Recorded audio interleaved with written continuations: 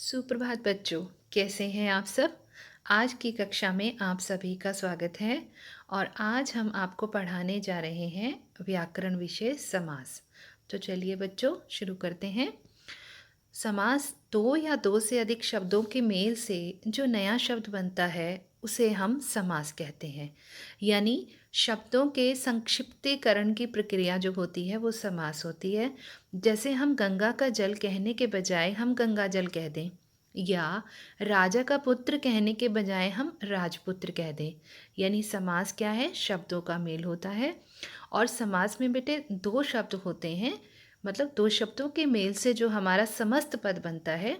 ए पहले को हम कहते हैं पूर्व पद और दूसरे को हम कहते हैं उत्तर पद। जैसे गंगा जल शब्द को लें तो गंगा जो है पूर्व पद है और जल जो है उत्तर पद है। इसी प्रकार अगर राजपुत्र शब्द हो तो राज जो है वो पूर्व पद है और पुत्र जो है वो उत्तर पद है। तो समासिक शब्दों के बीच संबंध को स्पष्ट करना समास विग्रह कहलाता है। बेटे जिसे हम कहते हैं कि समास विग्रह क्या होता है, यानी समास के शब्दों को अलग अलग करके लिखना। जैसे हमने कहा राजा का पुत्र यानी राजपुत्र, तो राजपुत्र का विग्रह यानी उन्हें अलग करके लिखना वो समास विग्रह कहलाता है। जैसे हम कहें समास जो है, समास के कितने भेद होते हैं, मुख्यतः इसके चार भेद होते हैं। अव्ययी भाव समास, तत्पुरुष समास, द्वंद्व समास और बहुब्रीहि समास।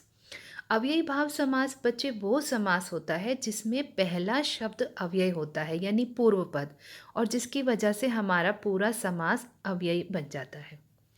तत्पुरुष समास में उत्तर पद प्रधान होता है और तत्पुरुष समास के जो है वो कारक की विभक्तियों पर आधारित होता है।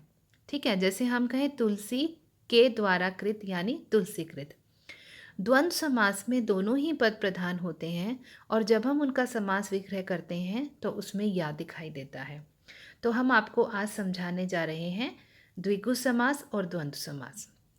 बेटे द्विगु समास वो होता है जिसमें पहला पद यानी पूर्व पद संख्यावाचक होता है, उसे हम द्विगु समास कहते हैं। जैसे त्रिलोक, नवग्रह, नवरात्र, अठन्नी।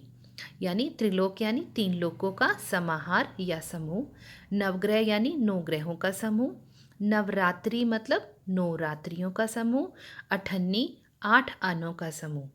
इसके कुछ और एग्जाम्पल देखते हैं। सभी में पहला पद क्या है, संख्यावाची है।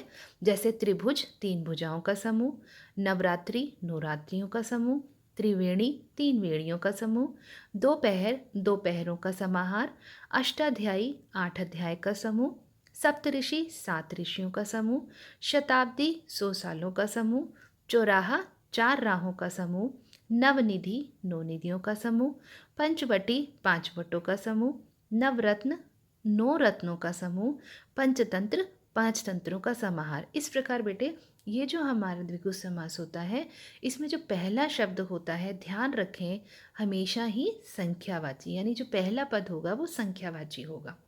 अब द्वंद्व समास जो है उसकी पहचान क्या होती है, इसमें कोई भी पद प्रधान नहीं होता, ना पूर्व पद ना उत्तर पद, इसमें दोनों बराबर होते हैं। और जब हम इसका समास विग्रह करते हैं तो हमें और अथवा तथा या की प्राप्ति होती है, जैसे पाप पुण्य। और ये जो योजक लगा होता है, इस योजक को हटाने से हमें और तथा या अथवा प्राप्त होते हैं। जैसे पाप पुण्य पाप और पुण्य, सीता राम सीता और राम।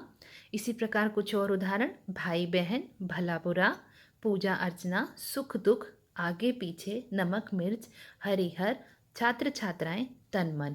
इन सब का जब हम समास विग्रह करते हैं तो इनमें और लग जाता है। जैसे राजा रंग राजा और रंग, सीताराम सीता और राम, भाव अभाव भाव और अभाव, राम और रहीम, हार और जीत, लाभ हानि लाभ या हानि, देश विदेश देश और विदेश, गुण दोष गुण और दोष, फल फूल फल और फूल, तेज बल तेज और बल, माता और पिता, भला बुरा भला और बुला, अन और जल, देश देश और विदेश, तन और मन। यानी इसका समास विग्रह करने पर और तथा प्राप्त होते हैं। तो बच्चों मैं आशा करती हूँ आपको द्विगु समास और द्वंद्व समास समझ आ गए होंगे। कल की कक्षा में हम समास के अन्य भागों के बारे में पढ़ेंगे, जिसमें हम आपको कर्मधारय और अव्ययी भाव समास के बारे में सिखाएंगे। आशा करती हूँ आपको आज का विषय भली भांति समझ आ गया होगा। कल की कक्षा में पुनः मुलाकात होगी। धन्यवाद। आपका दिन शुभ हो।